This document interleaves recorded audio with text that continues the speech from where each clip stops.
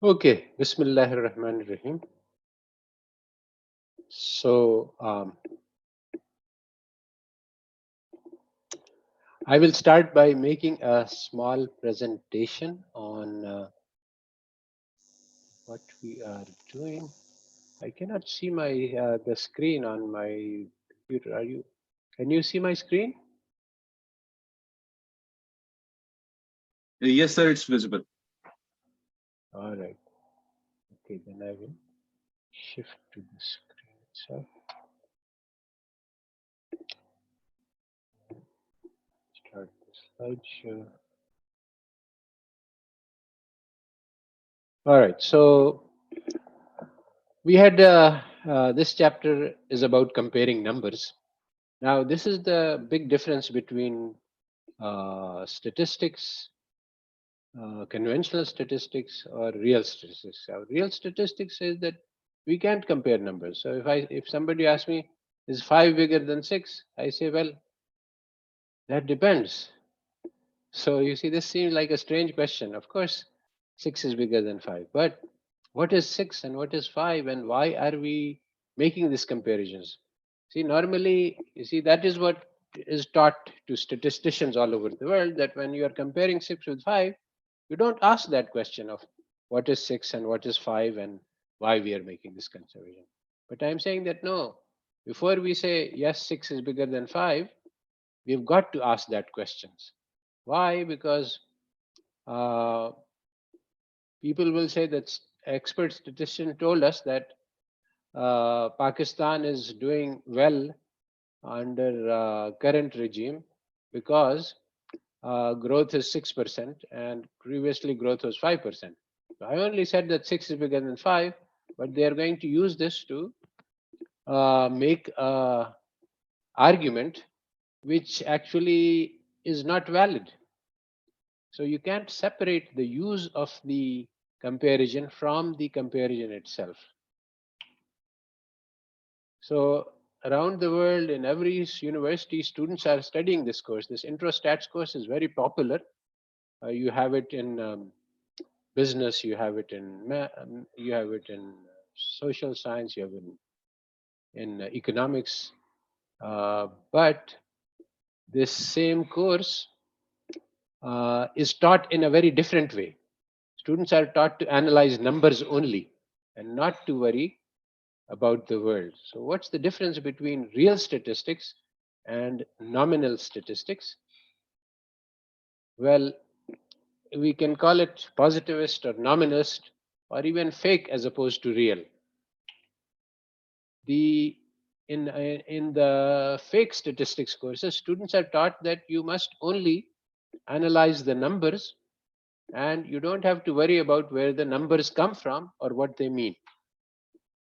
So students study data on GDP, corruption, university rankings, but they do not discuss the meanings of these numbers and whether or not they are valid measures. If some students ask this question in a statistics class, is this GDP a correct measure of the prosperity of a nation? So the teacher will tell him that this is not our concern here. That is a job for economists. As statisticians, we only look at the numbers. So this is a wrong way of thinking. When you are analyzing numbers, you have to look at the whole picture. You have to go say, okay, why we are analyzing GDP numbers? Why are we analyzing corruption numbers? So if you ask, is this a correct measure? The statistician will say you they are a field experts. These people know what corruption is and they have done the measure. It is not our job to question their judgment. We only look at the numbers. Again, this is a wrong way of thinking. So we in this chapter, when we looked at the questions, we saw that in the study groups for each section, there was some lot of discussion about the meanings of things, and that is very different from what would happen in a nominal statistics course. In a nominal statistics, you're just taught techniques. You're not taught about to think about meanings, to think deeply. But why not? That's because of a philosophical uh, problem that occurred in the West. Immanuel Kant first started this, that we can only know about appearances, we cannot know the hidden reality. And this was also said by Wittgenstein, that if you cannot talk about something, that is, if you cannot observe it, then you should not say anything about it. And actually, I was in university and I was taught these things and I was convinced by these things. But much later, I realized that these are wrong ideas. The most important things in our life are unobservable. So I'm currently teaching this course, and the students are studying. And what matters is really what is in their heart, whether they're interested, whether they find this uh, valuable knowledge. But this is the most important thing, but I cannot know what it is. But still, that doesn't matter. Even if I cannot know it, it is very important. Only Allah Ta'ala knows whether I have Iman or not and how much I love Allah. But these things, nobody knows, but they will determine the biggest success or the biggest failure. So, why did the Western intellectuals reject unobservables? Well, after they rejected Christianity, God, afterlife, and judgment, they rejected all the unobservables. And the key step in this process was a change in epistemology, theory of knowledge. Previously, the Christian theory of knowledge was that the Bible is true and it is the source of all truth. And after rejecting the Bible, then they said, okay, what are going to be our new foundations of knowledge? But in the search for their new foundations, they had to say that we have to reject the creator. So if you look at the world and you see, oh, there is so much design, so much precision, so much perfection in this world, that it must have been created. So they said, no, we cannot allow this logic. So we say that you are allowed to look at the observables, but you cannot go from the observables to the unobservable.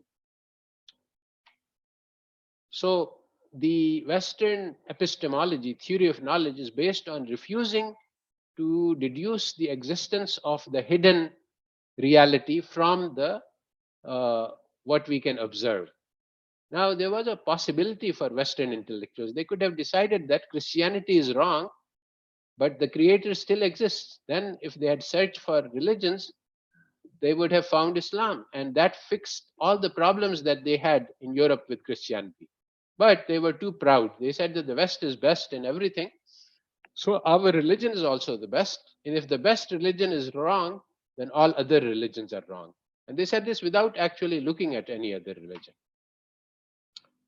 So with this, they came to a theory of knowledge which says that my intuition, what I think, I'm now, you see, I deduce that students are listening and thinking, and from what they say, I, I deduce what is in their hearts. So they reject this, that no, you cannot talk about that. They reject the heart as a source of knowledge. They reject traditional wisdom, what the elders told us. That's also rejected because it's not based on observations. Instead, they said that all we observe and all we logic, this is the only source of knowledge. So in particular, if we have wahi, revelation from Allah Ta'ala, it cannot be, or we cannot reach this by observations and reason. So it is not a source of knowledge from the Western epistemology. So what does this matter for statistics? Well, in statistics, you see, if you think about a example, so we have a student, he has some hidden capabilities. Nobody knows this. The teacher doesn't know, and nobody knows except Allah Ta'ala who created him. So according to statistics, this is something we cannot know anything about. So what can we know? We can give the student a test and we can look at the score, and that is something we can know. Also, we can see what he does in projects, what he writes as articles, and that is the basis for evaluating students, the test scores and the output. But in real statistics, we say that it is the hidden capability that is the all important. So we have faith in our students. We don't observe this capability, but we believe that Allah Ta'ala has created every human being as infinitely precious. And so we try to nurture these capabilities. And this leads to amazing developments in the student. which cannot be calculated, which cannot be evaluated. There's no test which will tell us what the students is going to develop into, because the possibilities are unlimited. So then we are not so concerned with the numbers as in real statistics.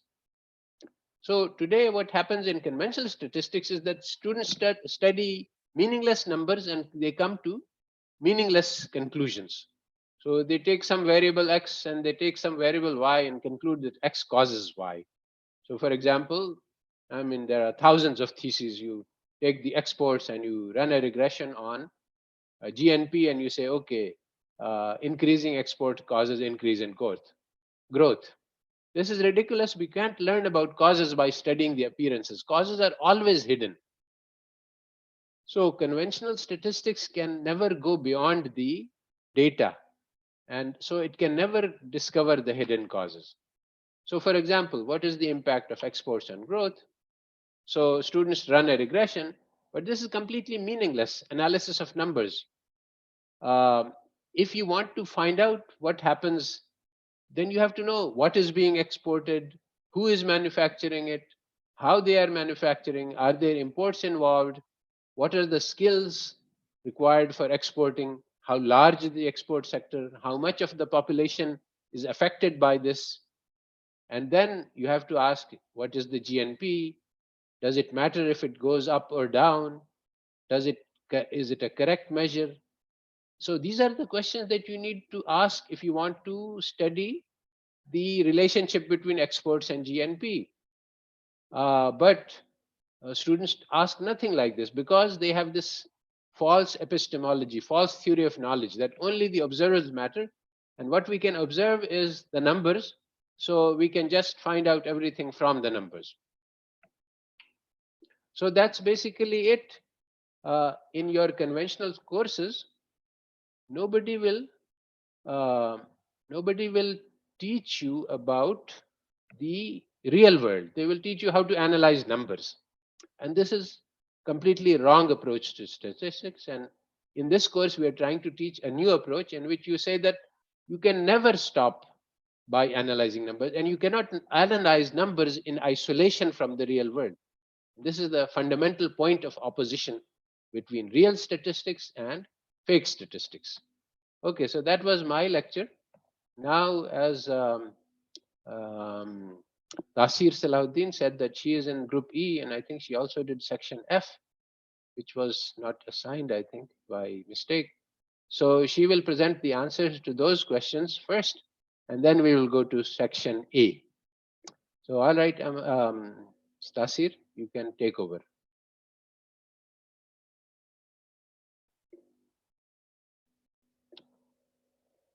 Yes, Tasir, are you there? Ji sir, I'm just going to share Okay, the slides. okay. Are these slides visible? Yes, to me they are visible now. Okay, Bismillahirrahmanirrahim. Everybody, Assalamu alaikum. I'm going to be presenting these two topics that Group E has prepared. 2E topic where we are talking about how rankings hide values, and 2F where we are discussing why global corruption rankings are done. So these are the two topics that I'll be actually going through. Before I start going through the questions one by one, I will give tiny summaries of both the topics that we understood. So how rankings hide values? In this, we have to understand, if we look around today, we see that there are hundreds of different rankings in every different profession that we see. We are ranking countries according to their performance. We are ranking institutions according to which university is best and which university is not. And then we are ranking countries according to which country is corrupt and which country is not. So there are rankings being applied in almost all spheres of life these days. These rankings are created on the basis of certain factors. Selection of these factors is actually value judgments, which dimensions are to be included and which are not to be included. This is decided on the basis of some ideology and some value judgments, but they are kept hidden, and an impression of objectivity is given to us. However, in reality, the rankings are very arbitrary. For example, if when the countries, as per their economic performance, were being ranked, GDP was the only measure and USA was leading. But when countries started competing USA in GDP, the measure was changed to GDP per capita.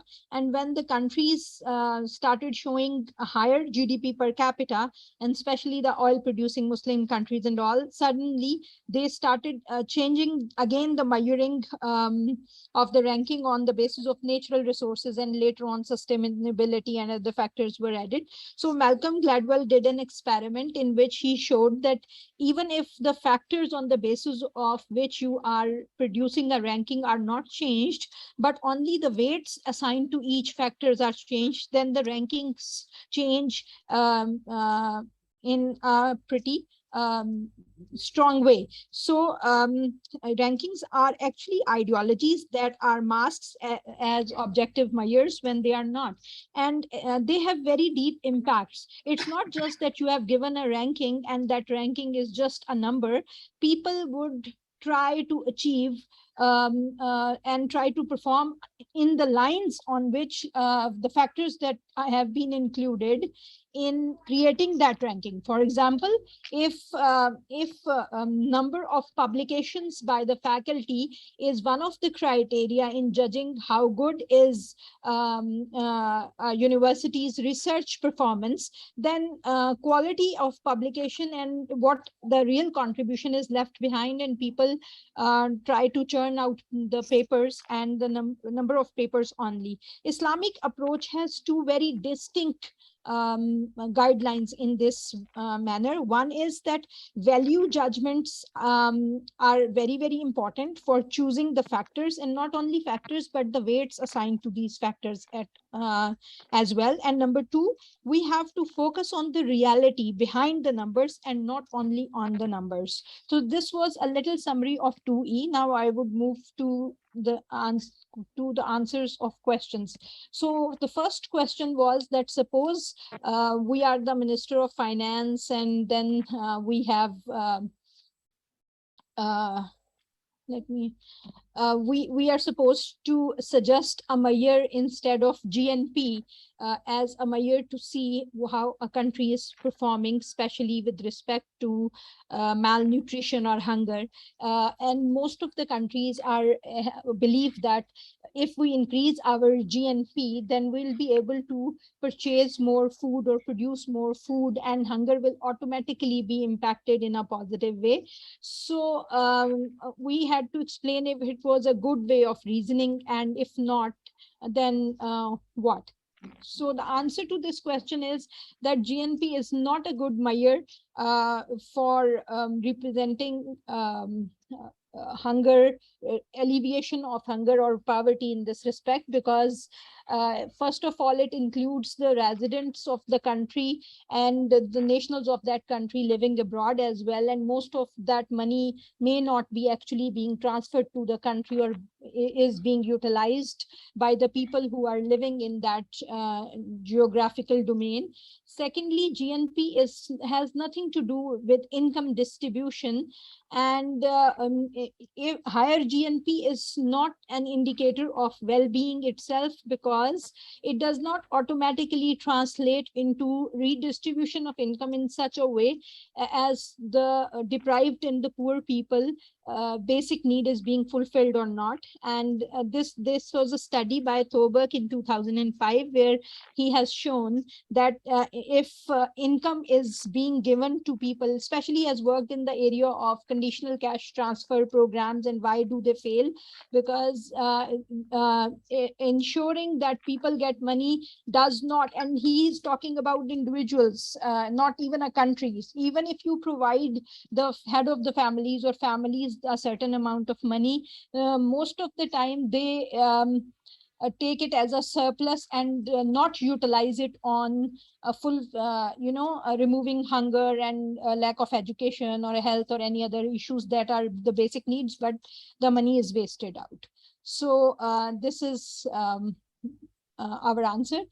E2 was that GNP per capita is the most widely used single indicator of nations for progress. So if we want to give an alternate measure, what would that be? Or if we need to add something in GNP or GDP as a criteria, then we had to choose one and then give reason of what that indicator we want to add into GDP or GNP measure. So maybe total annual charity is an aspect that we would like to enter, because that charity being given within the country would probably be give us some idea of income redistribution, especially from the rich to the poor. That is just a suggestion. We can have discussion over it later on.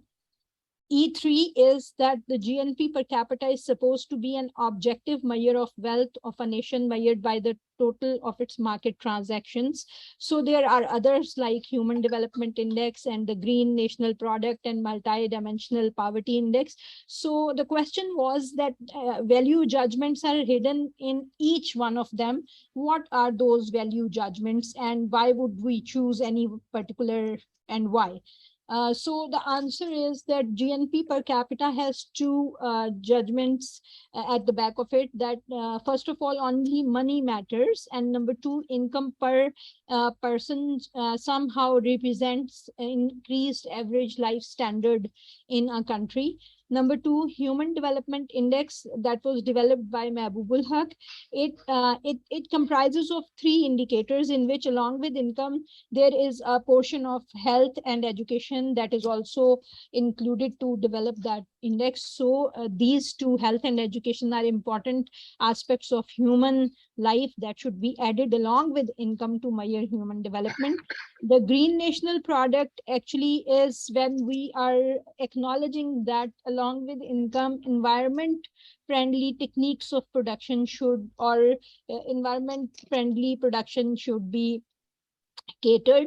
And the last one is a multi-dimensional poverty index. I would choose this one because poverty is a very complex human condition which cannot be represented by only lack of money, and there are multiple other dimensions, and selection of those dimensions are again subjective depending upon what is considered as a basic need or requirement for by people living in a particular country. And secondly, income is only means to an end and not an end itself. And we can, if we can measure the ends directly, then we should not be indirectly measuring the human development via focusing on income. E4, rhetoric is an art of persuasion. So we had to write an answer of the argument that I've been building about GNP per capita and replacing it with welfare index on the basis of ethos, pathos, logos, and kyrios. So I don't know how well I could do, but this is what I have written. Since Washington consensus back in 1980s, there were many countries who wanted to develop like the developed countries in the world. So they became the part of that bandwagon who tried to focus their development via increasing their gross national income or their national income, and focusing income as their, or economic growth as their central goal. But not even one success story exists where income-based measures of development goals without focusing on human development or well-being a country has actually shown development. Human development and well-being should be the prime goal of all economic activity, because whatever we are doing in this world is we are doing for people. But on the contrary, if we look at the countries who have actually shown progress, like South Korea or Germany, Finland, Bhutan. These are the countries which have focused human development and sustainability from different aspects instead of just focusing on GNP or GNP per capita. So Pakistan for the past 3/4 of a century has been following the same bogus economic growth and trickle down ideology and has failed miserably ever since in actually developing humans or actually bringing in that growth and development for the people who are living in Pakistan. So it is high time that we revised our capital accumulation strategy and replaced it with the one which focuses on human development Yes, this and is a good well-being. argument. Yes. Okay, thank you, sir. So now we move to the second part of the presentation, which is the section F, in which we have discussed why global corruption ranking is being done.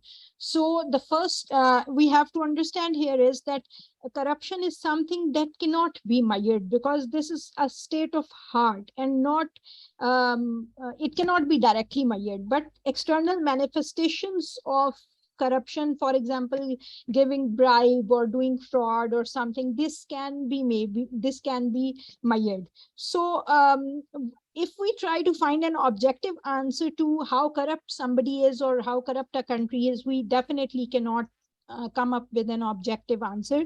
And if we try to create unidimensional quantitative measures to represent one number showing how corrupt you are, this country is say 36% corrupt or 48% corrupt, this is very unrealistic and narrow representation of a very complex ideology. But what how are we measuring it in the world? We are developing corruption perception index or CPI, in which what happens is that a poll of very wealthy businessmen is done.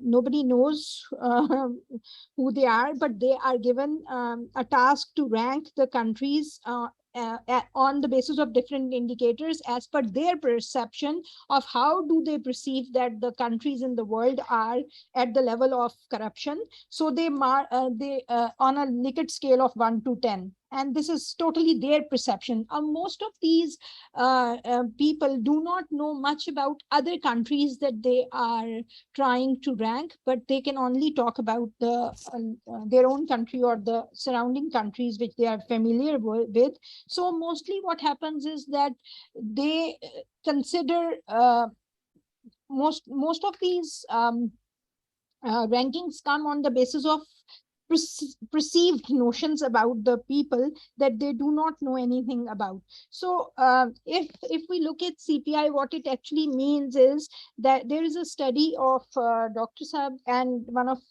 his students, which shows that there is more than 98% correlation between the wealth of a country and the log of CPI or the corruption values, which shows that actually honesty and integrity is linked with how wealthy a country is. If you are rich, you will be considered, you have been considered more honest, and if you are not that rich, maybe they have not given you that good a rank. So why CPI was developed?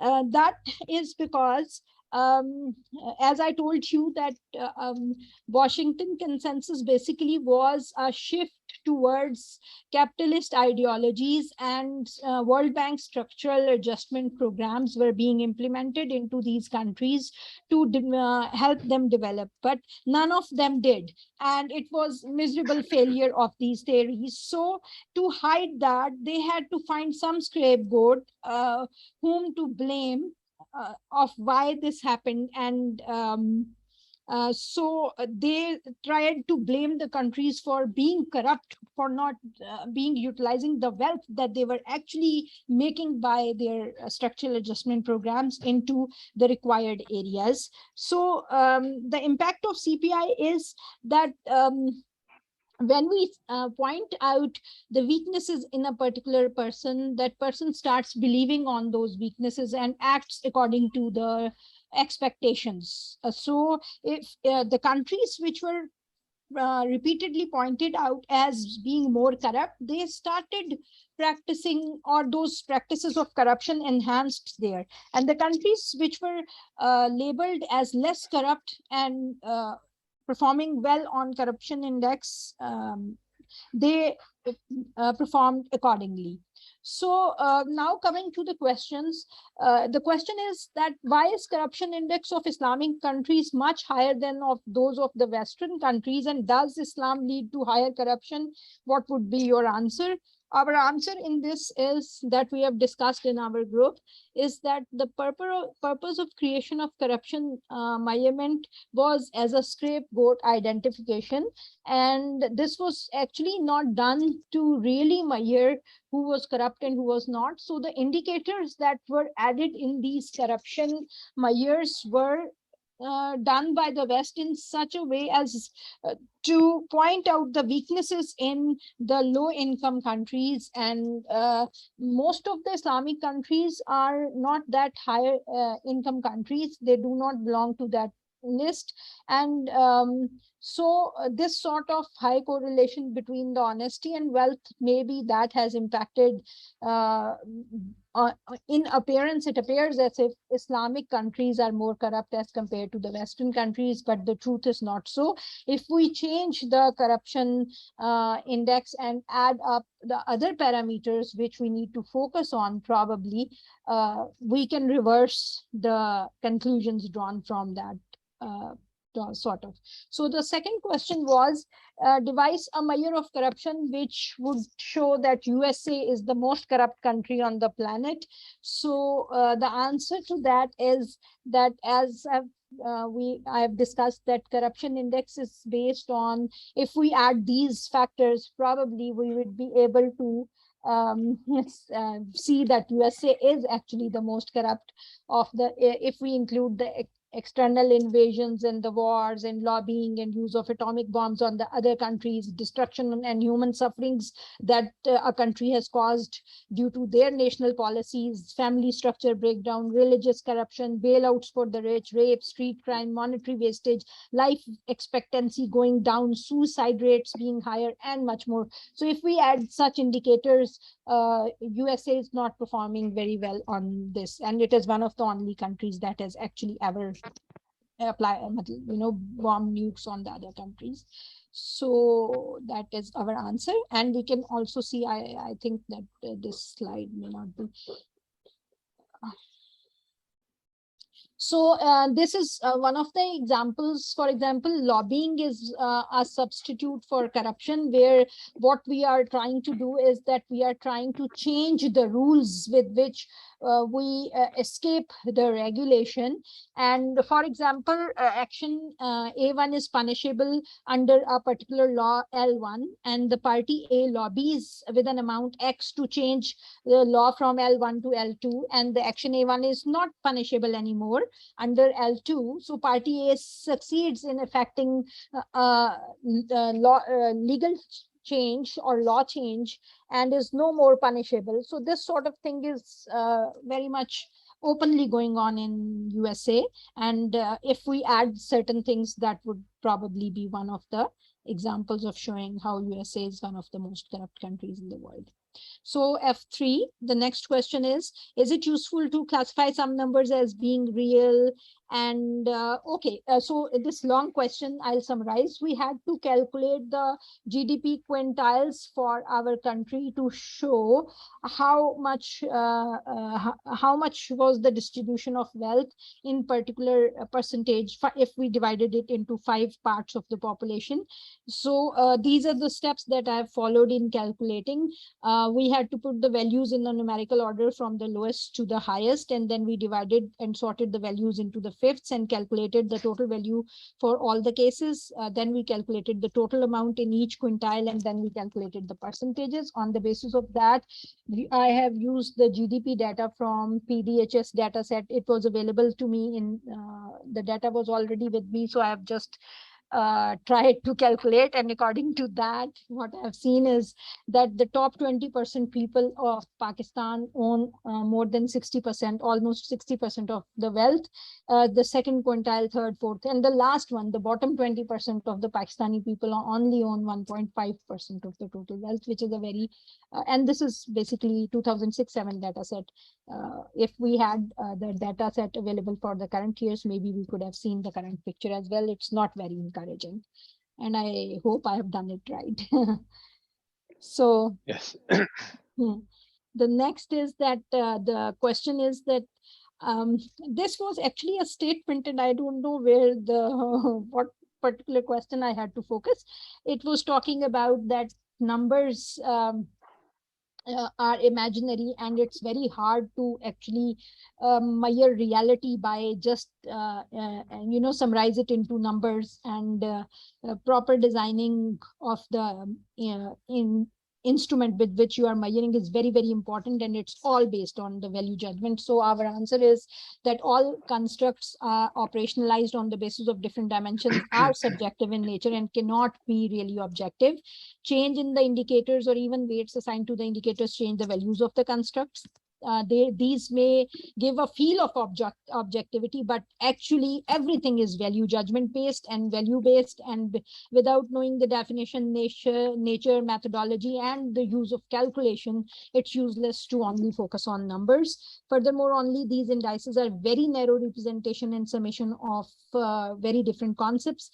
And when we are, for example, measuring the multidimensional poverty, we are talking about the living standards and the type of air quality, and we are talking about the assets owned by somebody, or how many days he was able to go to work, or what sort of social inclusion he felt, and what sort of empowerment did he feel.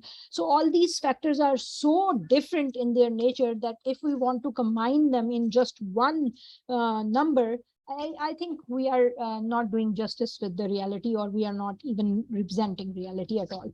And last but not the least, these numbers are mostly futile attempts to quantify the unquantifiable measures. Thank you very much. Very good. Actually, it is best to take questions or to discuss as it is being done, but then there is a problem that we might not reach the other groups, and there is 5 groups. So I think we should just go on to group A. I think South is in group A. Is that right? South, are you going to present the material for group A, or is somebody else doing that?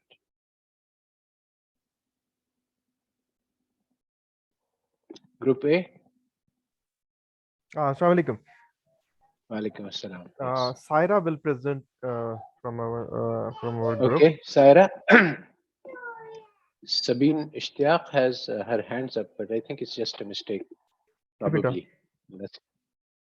All right. So, Saira, are you there? Saira Afaq, are you there? Oh, here, I see your name. Let me see if I can ask you to unmute. Assalamu alaikum. Walaikum assalam. Can we wait for Azan, because it's going also, so it's stopped now. Oh, I see. Azan. Okay.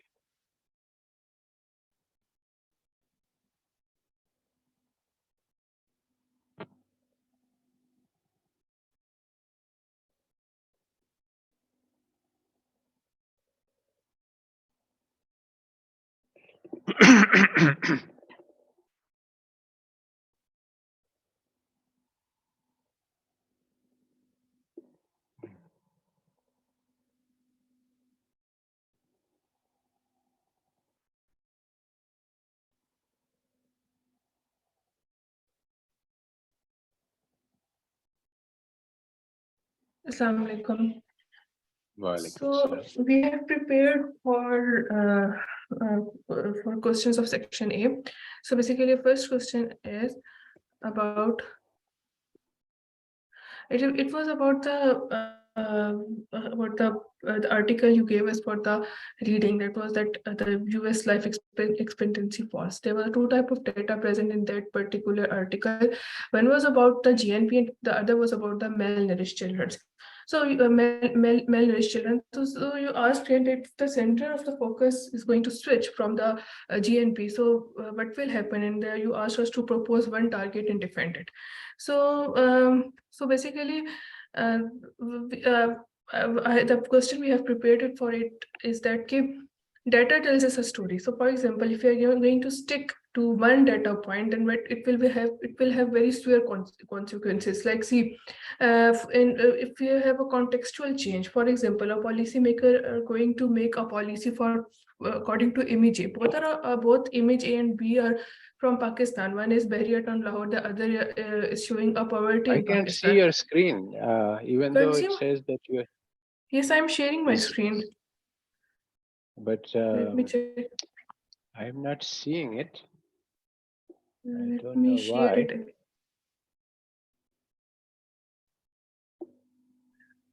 I think other students can see.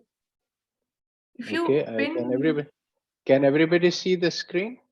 Okay, all right then. If I don't see it, that's not a matter. As long as you are, go ahead. okay, I will look at my view options and see if I can get it on. But go ahead. you might have to pin me, I think. I see. Okay, so you have two images in front of you. Both are from Pakistan. So basically, if policymaker is going to make policy according to image A. So image A is showing poverty. So that policymaker is going to make different policies. Like he or she is going to make policy for poverty alleviation. On the other side, he or she is going to make a different policies by keeping this picture in mind. If for him or her, this Pakistan is very developed country. It doesn't need policies like poverty alleviation. So basically, we are going to act the way the data is being presented to us, or the way that we are pursuing the data. So it is telling us a particular story. So if we are going to listen to that story, we are going to act according to that story. Moving forward, there are different targets which were proposed by the group members. So one was human development. I proposed this target that if the policymakers are going to focus on human development, then they will able to make a policy that could be beneficial for the people of country or the well-being of the country. So basically, I gave this Maya because I did my thesis on microfinancing, and but I have observed that people in Pakistan possess a lot of skills, and they are very skillful people. But what is a hurdle?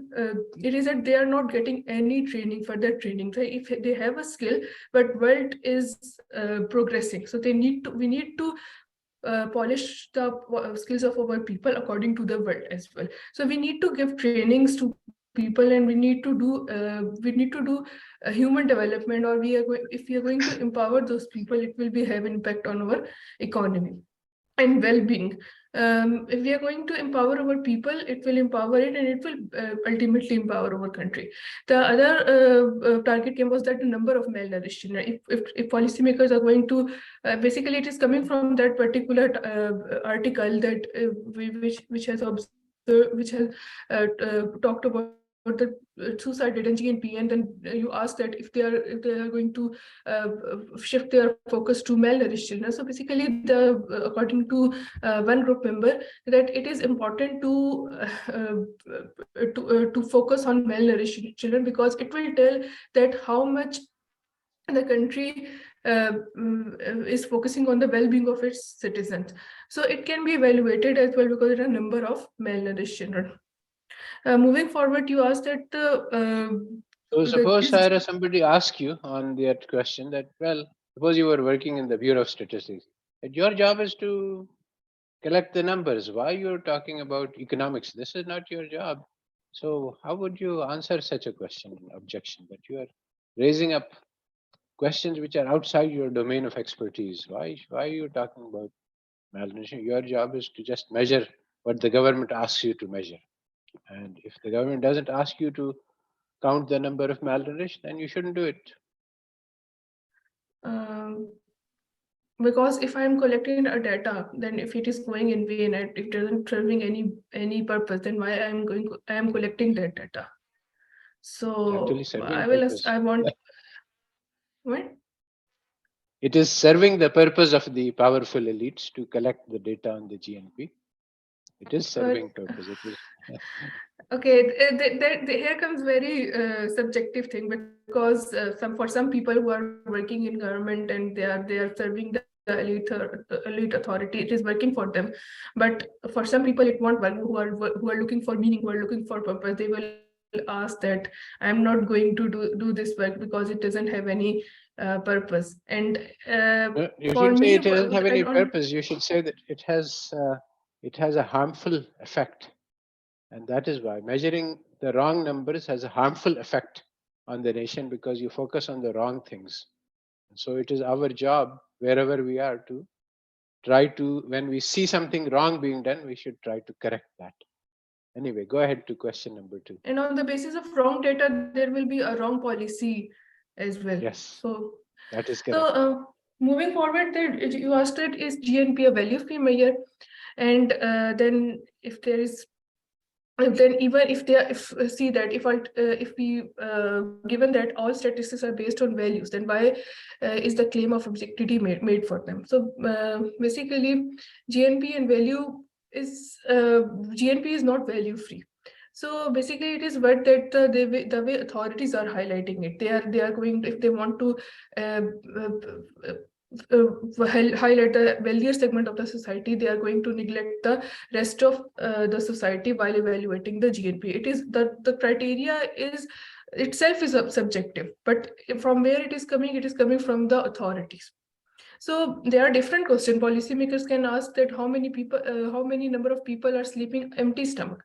So if they are going to see that even though country is earning a big amount, but where it is going, if the people of that particular country are sleeping empty stomach, basically so GNP covered the flawed decisions made by the authority. So if the authorities are going to present themselves in the front of the world that see our GNP is this much, so nobody is going to ask them that what about the poverty in your country, because they didn't represent it. So it covers the flawed decisions made by the authorities.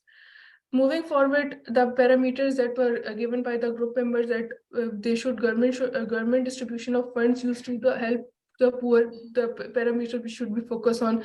Then spending per household group by income bracket to poor people, affordability of essential goods and access to clean water, comparison of suicide rates between the country. So if the country has higher income and still but suicide rate is also higher, that means that there is some problem. Moving forward, the question you asked that how GNP is managing to achieve this goal, that it is appearing as fair measure, but it is still biased to wealthy. So a wealthy segment of the society. So basically, we are living in a fool's heaven. The way that we are trained by our university that GNP is the only measure, it has a credibility, but we don't. We also accept it. We accept it the way it is given to us, the way it is presented to us. So we don't inquire about the relationship between figures and reality. Also, I have observed this while doing my thesis. I interviewed some of the bank managers, microfinance bank manager. They said that we are giving we have like 50,000 borrowers in this particular area. So what idea came in my mind that if there are 50,000 borrowers in this particular area, that means that there must be 50,000 SMEs in this. But when I stepped out of that bank, I was seeing the same poverty which I was seeing everywhere. So if they're claiming that there are 50,000 borrowers, there must be a good a condition should be good, like people should be earning money and there should not be any poverty, but there are a lot of beggars there as well. Moving forward, you asked about the there are different approaches. You asked about, you said that we need to consider three measures, normative measures, and then we have to see that which way is better for presentation of that particular measure. First is that we are going to take the average of all the measures, and the second is we are going to present it dashboard. Different group members answered it in a different way. First is that the indicators I consider was the GNP per capita income, net national income per capita, gross enrollment ratio of in a primary of both genders. So basically, I took the data from WDI and I took the data for 2015 to 2019. So there was some other parameters that were given by other group members. First, living wage, the statistics they made for that and they offered for that is that every average income of household based on a median value. The other was the protection of the natural environment, and then for that the statistics can be number of people receiving medical treatment based on income bracket. Third one, healthcare, and the statistics offered for that that was the number of acres of forest land being destroyed to make way for commercial lands.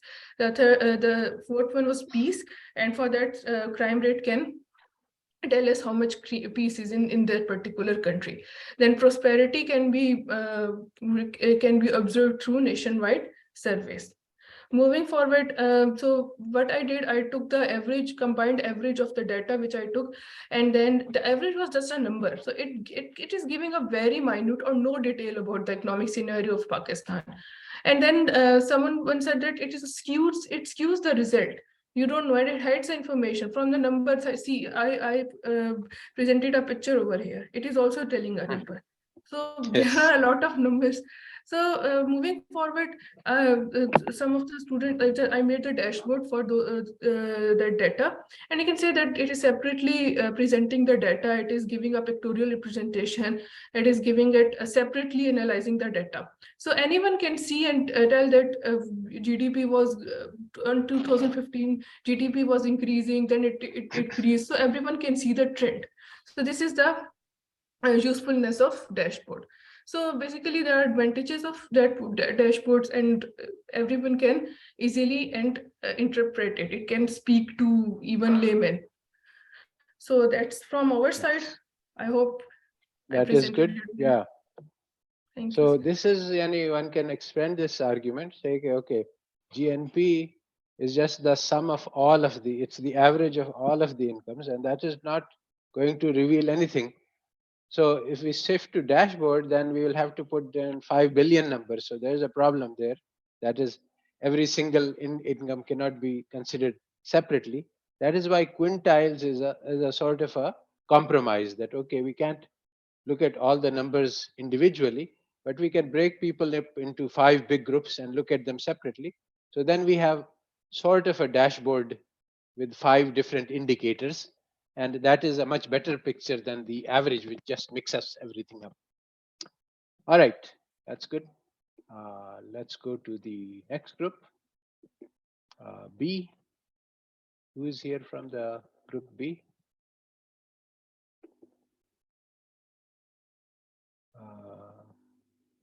Maz, are you here?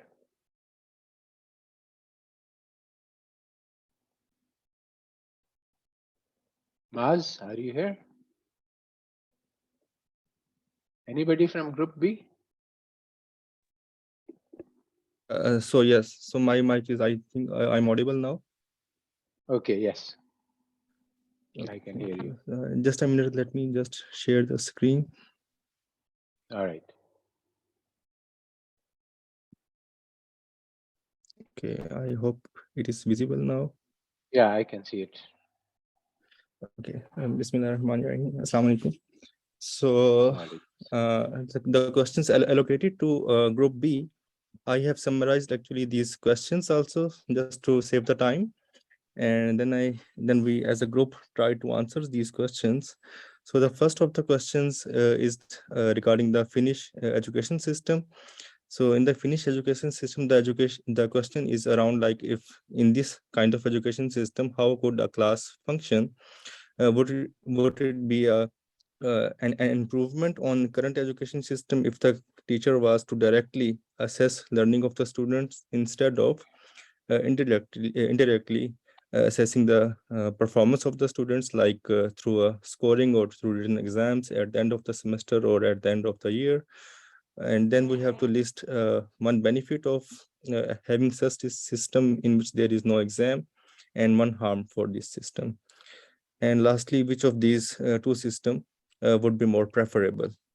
So for the first question, that how could such class can function in a Finnish education system? So it can be like, instead of having a summative kind of assessment system where we have scoring at the end of the semester, and one score is going to be presenting the performance of student all over the year.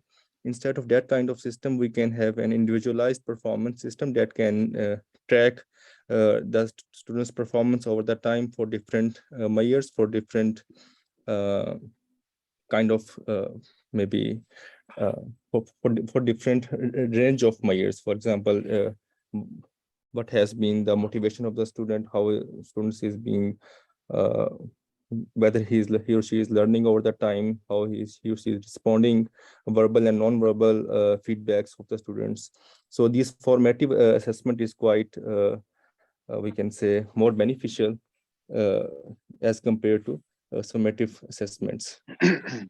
So the direct assessment Yes, will I help think students. the reason for Yes. my asking this question was to say that numbers blind you to reality. I mean, you see, you have taken an exam and this student is at 96, so he is 96. So you cannot see the all of the dimensions of the performance. So, and this is what statistics do. Statistics blind us to reality because you're taught to focus on the numbers and not to dig into the deeper, richer, real world context. So this is one of the harms is to the educational system because we use only numbers. Okay, go ahead.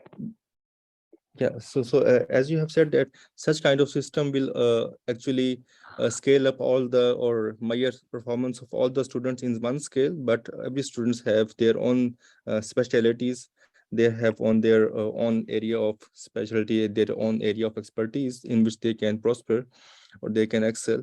So instead of having one measure to measure the performance of all students, so it would be more, so we should be adopting such measure in which we can have a more hidden kind of uh, assessment technique can be adopted instead of quite, although this kind of technique is more observable, but it is hiding, or it is kind of creating, on the one hand it is creating a competition between the students, and they are not being cooperative. On the other side, it is actually hiding the uh, expertise of the students. In, for example, if one student is being is good in other expertise for which we are not measuring, or we are not accommodating uh, that thing in our scoring method, then that student is being lagged in that, or he or she is not scoring well. But actually, the student is going to excel in real life. So that is why, due to this wrong scoring mechanism, we usually see that the students who are usually drop out, they are going to perform well in real life. So this is, we can say, one kind of a drawback of such kind of education or scoring method.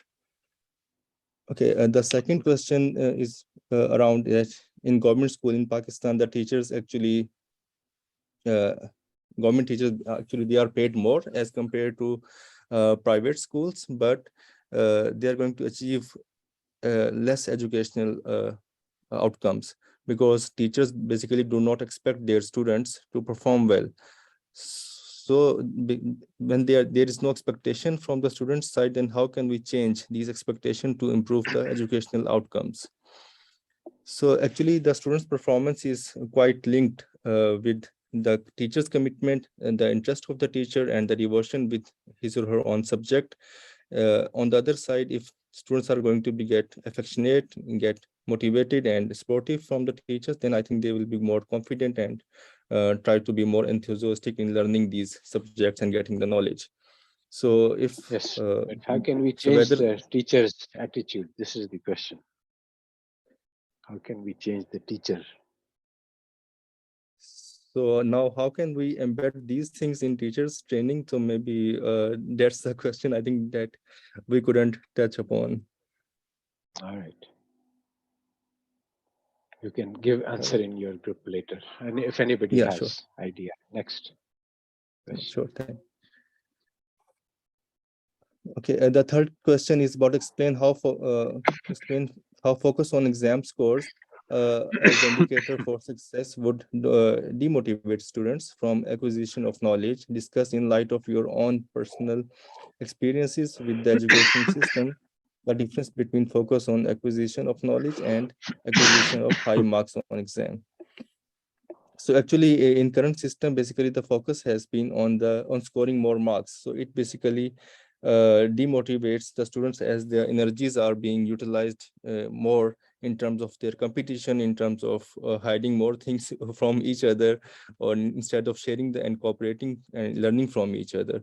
So it demotivates the students to learn actual knowledge and to learn empathy and to learn how to learn from each other, how to learn experiences. And so these are the things that maybe we need to focus more to motivate the students. Instead, this kind of system is going to be demotivating them.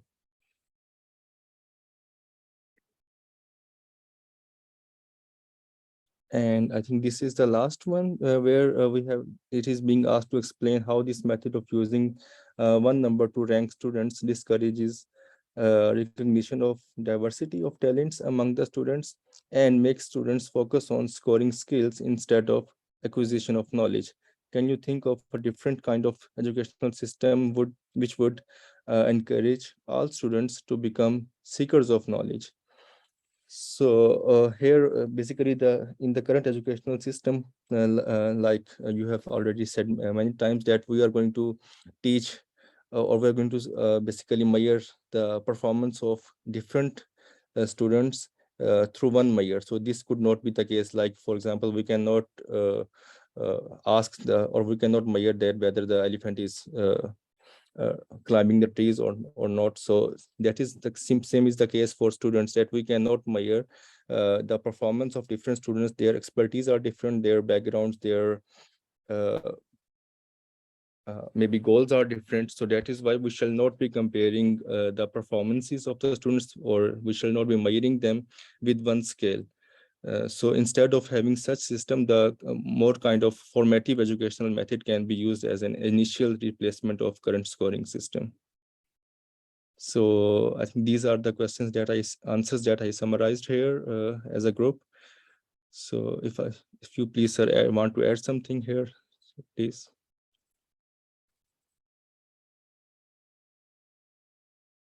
Yeah, okay, I think this is fine. We can go on to the next group. Let's see, which is the next group? Is B? No. It's C, sir. C, yes. Lisa.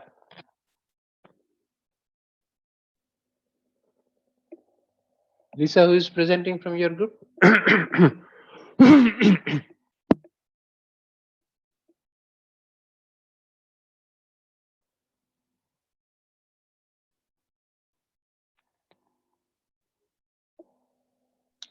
Is Lisa there? Is Mubashir there?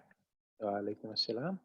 Okay. I'm Nadia Hassan, and I'm presenting on behalf of my group regarding this week's questions. Okay, let me share my screen first. Yes.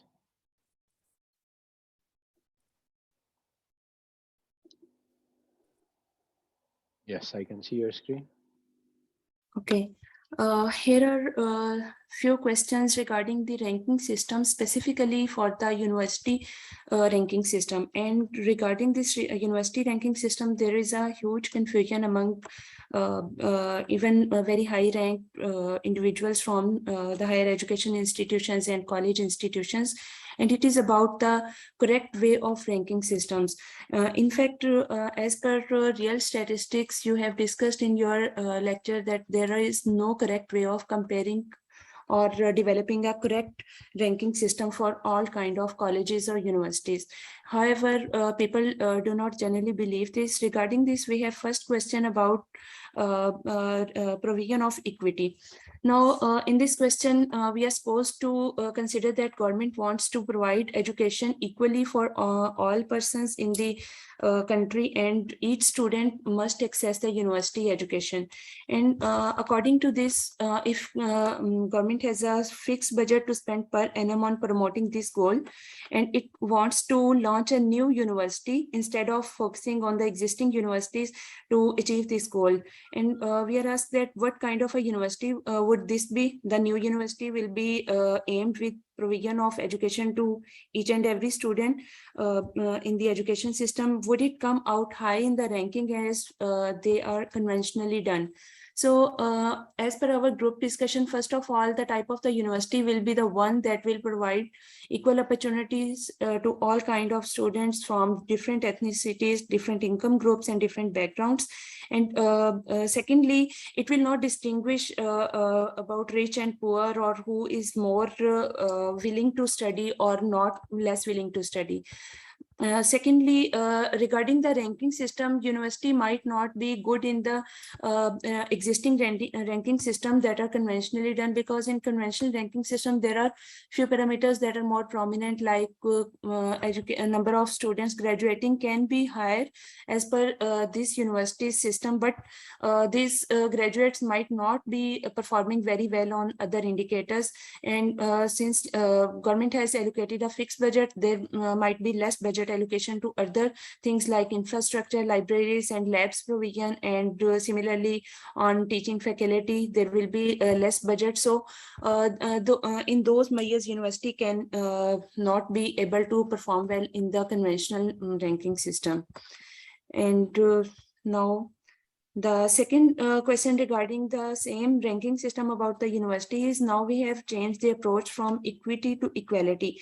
And equality refers here that all students in the country should be provided with equal opportunity to access education. But here the difference is that only students who are willing to pursue university education will be provided support from the government. And now we have to find out that what would be the effect of such policy on the university rankings, and primary value will be increased or not, what kind of universities would rise in rankings, and what kind of universities would go down. Now, here we have changed slightly regarding the provision. In the previous question, we were also focusing provision, but that was equity, and all students, regardless of their interest, were asked to pursue further education. Now, here the difference is that students who are interested must be provided equal support from the government, and this support will be, of course, regardless of their any background. Now, policy which accommodates different ethnicities and socioeconomic backgrounds is only about the students who are willing, and government can provide all kinds of support that can be in form of tuition fee, any financial support. And similarly, there was another suggestion about the availability of the academic supports. So for example, if some students are deficient in some kinds of skills or knowledge because of their specific background or deprivations, government must provide those kind of support to students. And in this system, universities that will focus equality will be high in ranking, and universities that will not include this goal will be down in the ranking. And but here is another issue, that ranking system should also be revised accordingly, even if we do not revise completely those ranking system. But in my view, and as per our group discussion, because provision of sport can be of financial type or knowledge based, so quality of education and placement of students will increase as outcome of education. And this will some of these indicators are already in most of the conventional ranking systems. So universities pursuing this goal are more likely to rise in that kind of rankings. Yes, this is the correct answer, and I wanted to think that what do we value? This determines the education system. And we are thinking that it is objective, but it is not. And so basically there are two things. You have mentioned both of them. One is that education should be need blind. Anybody who comes to the knock at the door, I want to get an education, we should arrange for him to get. And also education should be based on the desire. The person who comes to knock on the door that I want opportunity, he should be given the opportunity. If somebody doesn't want it, then we shouldn't force him into getting a degree. There, not everybody needs a university degree. Lots of good jobs and lots of productive people can be there without having an academic background. But you have covered all of these things. So next question. Okay. Now, in the next question, we are supposed to consider about a ranking system that wants to focus their producing world-class experts in some disciplines like engineering and medicine. And what method would one use to rank colleges with respect to this value? Do current college ranking systems Move your in your screen country forward. work well? Sorry? Move the slide ahead.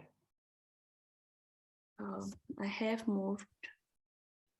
Oh, I see. It hasn't I'm changed for on me. question number 3. Okay. Uh, Now, in this question, we have to focus on a specific discipline, and not only that specific discipline, but we have to produce world-class experts in that kind of discipline.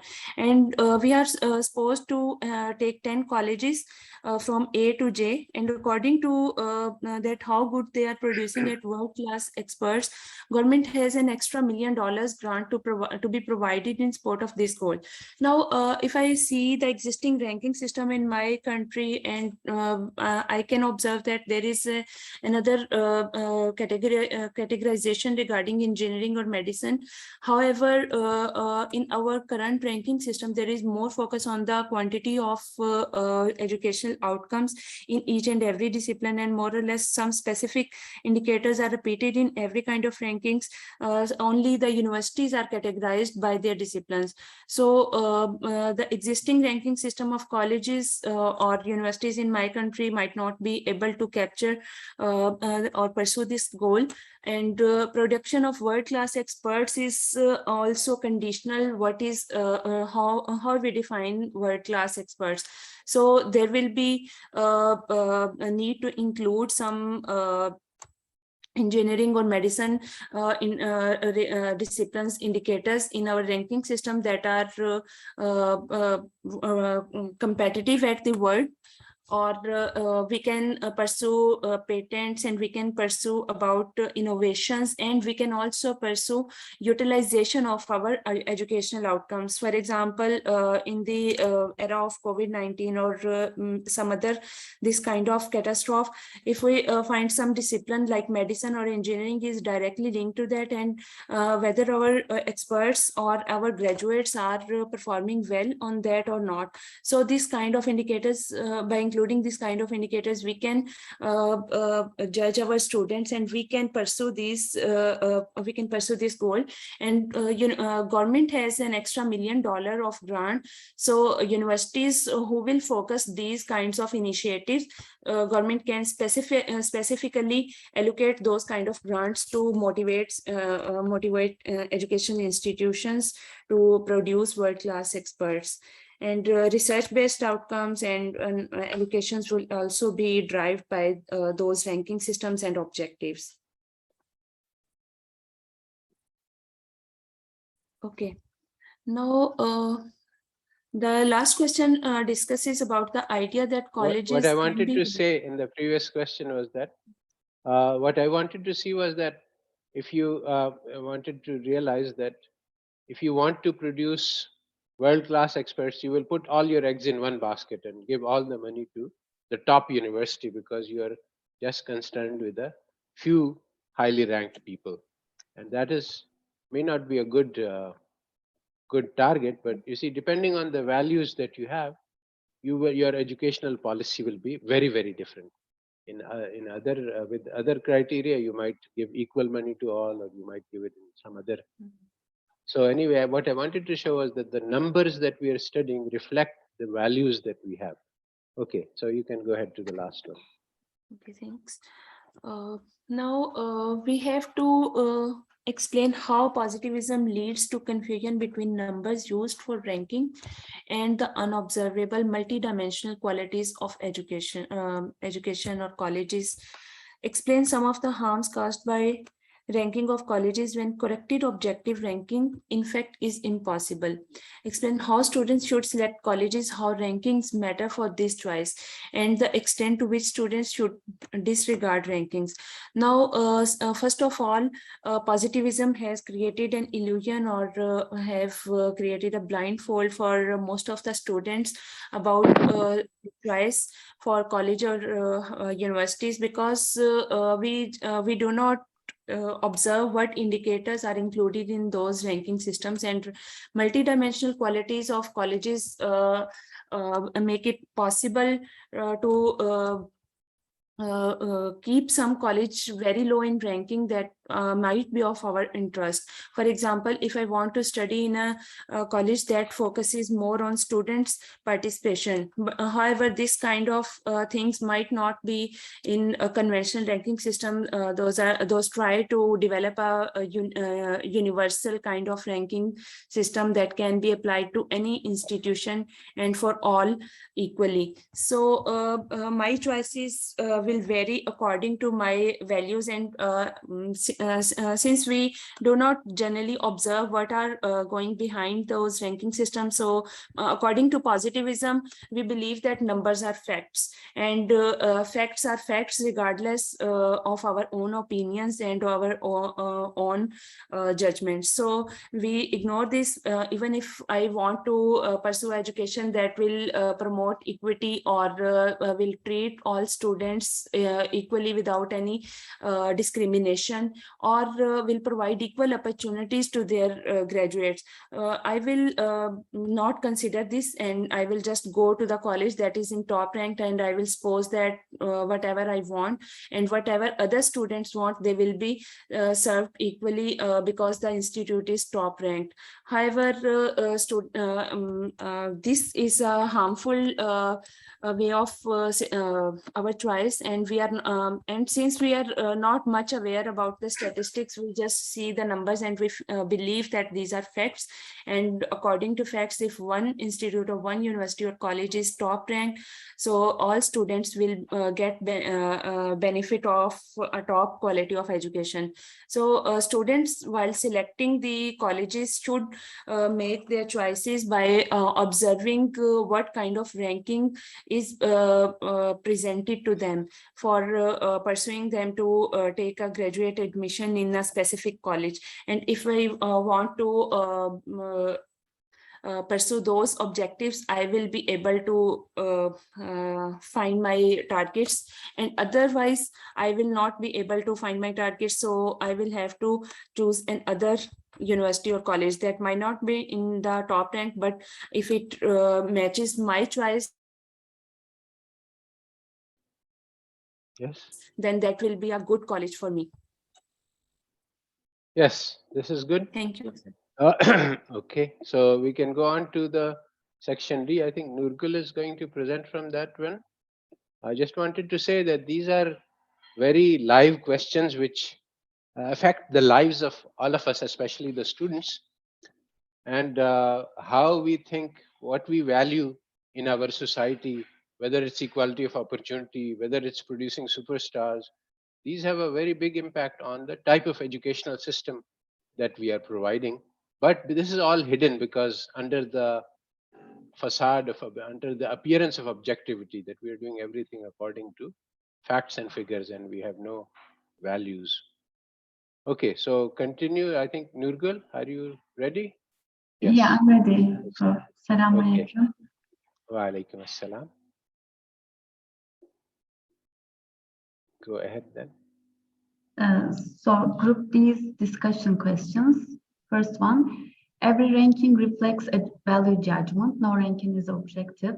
To illustrate this, consider a student among your classmates who was regarded as the top rank or among the highest rank within his or her class. Then think of the value revealed by this ranking. That is, what is the value or set of values according to which this student will rank highly.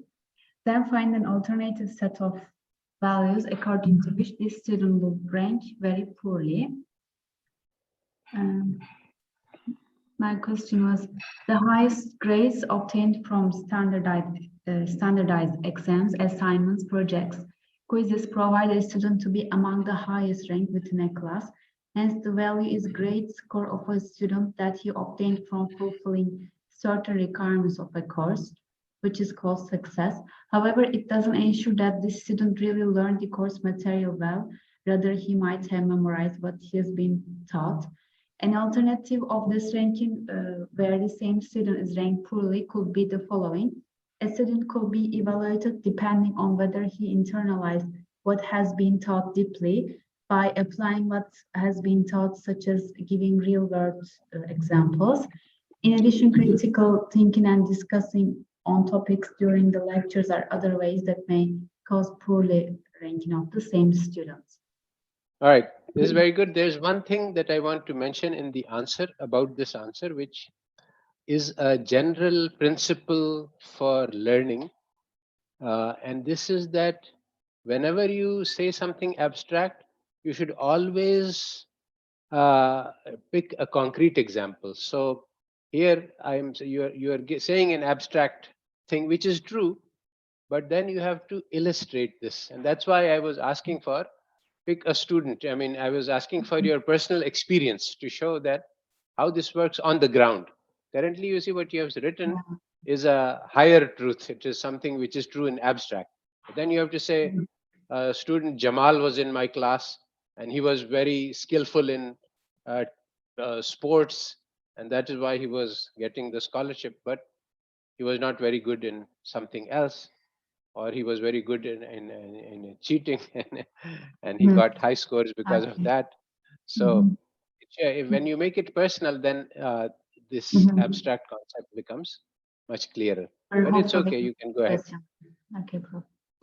And Yes. second question, give an example of the harm caused by the operation of Goodhart's law in the case of faculty rankings done by counting the number of articles and their impact factors. Goodhart's law states that when a measure is used as a policy target, it ceases to be a good measure. Faculty rankings done by counting the number of articles and their impact factors is based on the quantity. On the other hand, there is the quality issue. An article that is more quality than another article can be more impactful on its readers and provide more effective policies to the problem it's discussed. A big problem here is the value attached to the number of articles and impact factors that are calculated using the number of articles published. They solely cannot be a means for ranking, which cannot go beyond a numerical ranking and doesn't reflect the reality with a full picture. A completely numerical ranking causes a wrong perception in the eyes of students, their parents, academics, and other ordinary people, as they most probably do not know how these rankings are calculated and consider them objective. And this may provide some universities to have exaggerated fame than it should have been.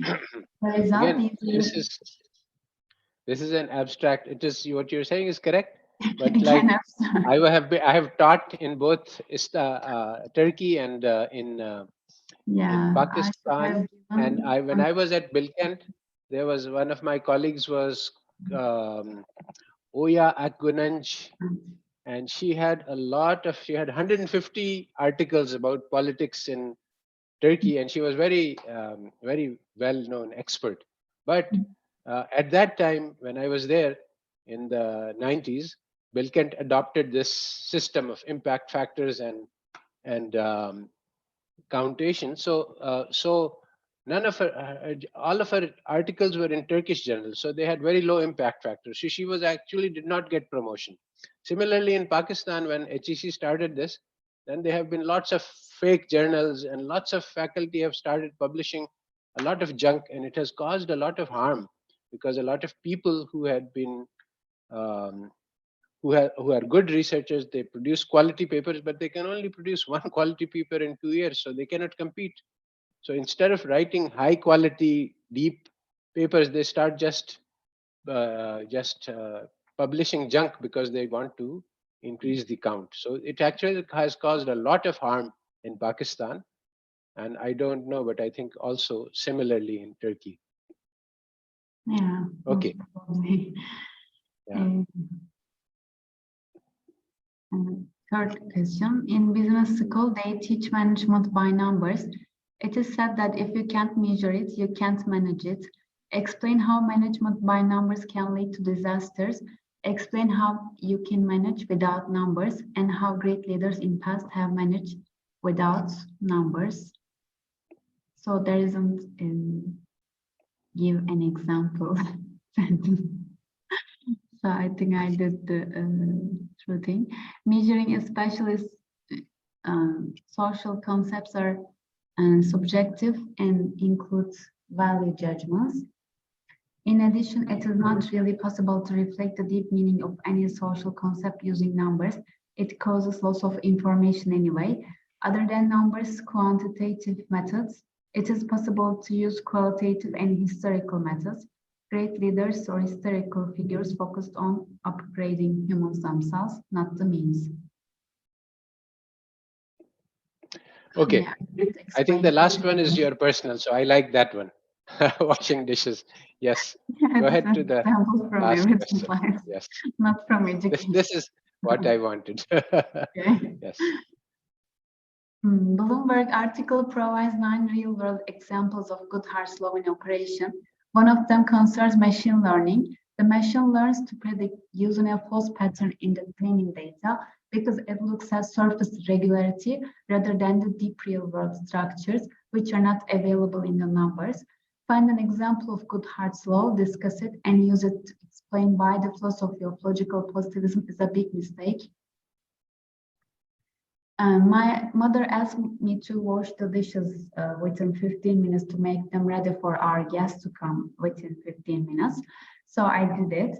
When my mother starts to put food on these dishes, she realized that they were not as clean as I washed previously. Though she was happy in the beginning that we were ready to host our guests, she was not pleased later because the dishes were less clean. Though completing a task within a certain period of time seems logical and in fact a type of success, considering the whole process, it didn't provide the real success by improving the quality, which was cleanliness of the dishes in this example. Right. There is always this trade-off that there is, I mean, you publish an article, but the quality is unknown. So if you just count the number, then people will lower the quality and produce a lot. They ask the police that, okay, how can we evaluate the police? They say, okay, how many challans they produce. So they started picking up lots of people and just issuing them challans against minor things because they were being evaluated in numbers. So like this, when you start looking at the numbers instead of the reality, then you introduce big problems. Okay, I think we have run out of time. It's 7:30. And so I think this was a productive session and I hope that people learned from it. And basically, I think what we want to understand is that this kind of discussion would not take place in any statistics class in the world because you will be just looking at numbers and analyzing numbers and making diagrams and pictures and studying formulas and equations.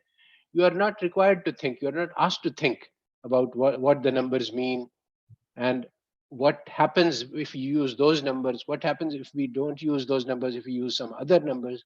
But these are things which matter in the real world. And so even though this makes the course difficult because you have to think about things which are not part of the standard thing, but I think that this is the job of an education. It is to teach students to think deeply, not to to do calculations like a computer. So this is what I'm trying to teach. I mean, the kind of ordinary statistics that you do, you can do the computer can do. So why try to teach things about to teach things students how to act like computers? Instead, in this course, we try to teach students how to act like human beings and actually think deeply, which is something computers cannot do. All right, so I think I will stop this here and um, we can go on to the next chapter, inshallah. سبحان ربك رب العزة عما يصفون وسلام على المرسلين والحمد لله رب العالمين.